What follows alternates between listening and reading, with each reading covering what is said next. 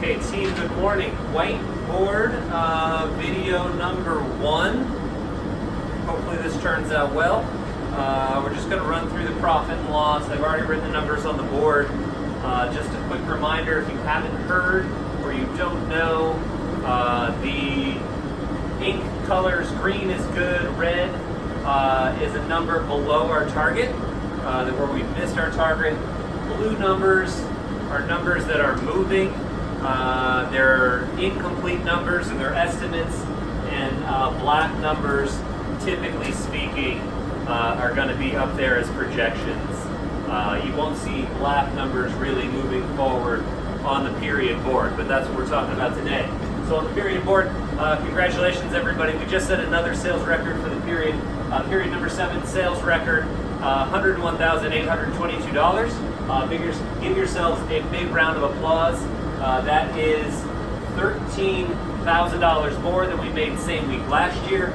That is also 15% sales growth.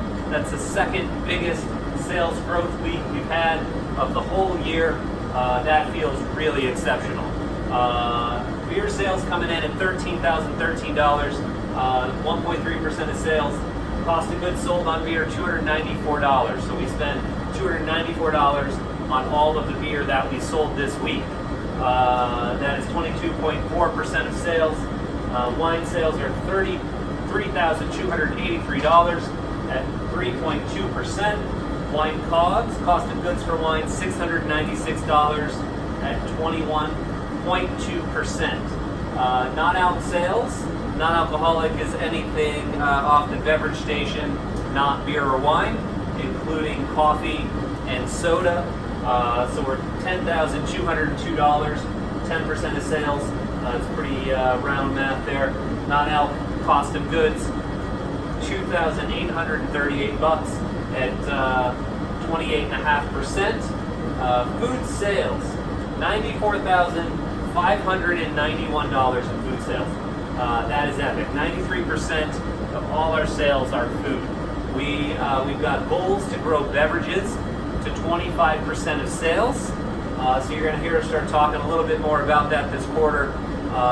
We want to see food sales shrink into the 70s and beverage sales grow into the 20s and try and offset some of the sales that way. So out of our food sales, dairy cost of goods sold, $3,388. We spend $3,388 for all of the dairy that we sold. That's 3.9%. Grocery, that's anything in dry storage for the most part. That is spices, flour, vinegar, mustard, nuts, mayonnaise, goes on and on and on. It's one of the largest areas of inventory for us, $8,347 at 9.6%. Meat, cost of goods sold, our cost of goods sold on meat, $6,049, 6.9%. And then our produce cost of goods sold, $5,221. That is 6% of sales. So the cost of goods is a percentage of food sales. Beverage cost of goods is the percentage of beverage sales.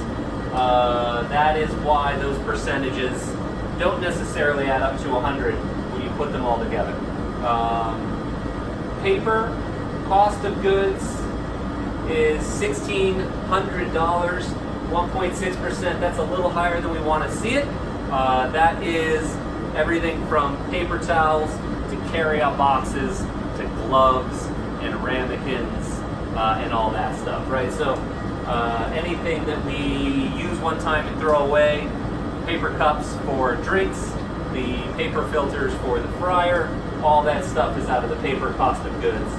That's what we're paying, $1,600 a week this week. That's a little bit up from what we've been doing the prior 2 weeks and higher than what we'd want to see happen.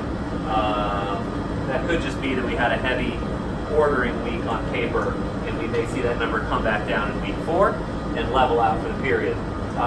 We're into wages now. So partner workforce wages, $3,495, 3.4%. That is going to be a constant number. That's not going to move all that much. However, we'll see some variability with Caleb joining the team and Chris coming off. Service wages, $4,938 at 4.8%. We're tracking really nicely on the service wages line, just below 5%. We'd love to see that number grow to 5%, and want to see that number grow to 5% by adding hands to the schedule. Culinary wages, $13,928, 13.7%, a little higher than we'd like to see. We're trending okay for the period. We're also trending about a whole percentage point better than we did prior years. So that feels like real progress in the culinary wages line. Taxes and benefits, really this is just the vacation line right now. No vacations coming off the P&L in week 3 of the period. So we've got no money there. Our total workforce cost as a result, $22,361. That's 22% of our sales. 22% of $101,000 is what we pay in all of our incomes for the week. And then guest relations, that is food is life, generally speaking, $795. That's 0.8% of sales. We'd love to see this number be right about 1%. So we're going to keep being generous with food is life, and hopefully they walk back in the door.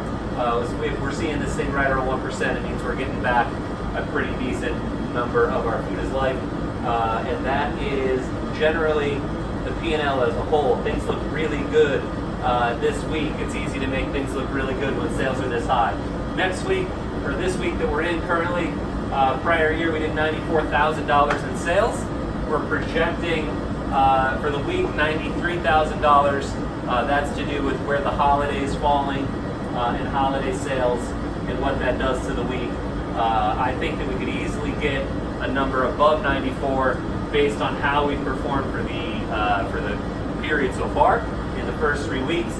If we do something around 6-7% sales growth, we'll easily beat that number. Really exciting stuff. 309 pizzas sold this week, 62 drinks in line, 33 second round drinks, and we had a great week on Yelp. 5-star, 2 5-stars and a 4-star review. That's got us at 4.25 for the week. For the period, we're at 925 pizzas. We want to see 1,200 pizzas for the period, this period, but by the end of the quarter, over the next 10 weeks, 9 weeks, we want to grow that number to something around 2,400 pizzas. We want to double the amount of pizzas we're selling. We're going to do it through a lot of training, a lot of tasting. Everyone on the team being really comfortable with pizzas and knowing a lot about them and how to make great pizzas. We're at 196 drinks in line. We're at 112 second round drinks in the dining room and 4.1 on Yelp for the period right now. So that is a lot of good stuff. Obviously, we want to see 5-star Yelp reviews as much as possible, but we're happy to be at 4.1. We're happy that guests are writing Yelp reviews because it means we're making an impact in their visit with how we're behaving. So great job, guys. Congratulations on a great week. Keep it up. Keep up the great work. We can't do it without you, so thank you very much. I will add a still photo of the board to the end of the video, so it'll be a little easier to see some of these numbers. We'll also post the P&L, which is identical, has identical numbers to the board. We'll post that up on the bulletin board, so if you want to take a deeper look at any of that stuff, you're welcome. And then, of course, always, if you have any questions, speak to anybody on the partner team. We'd love to talk more about any of this stuff with you. So thank you so much.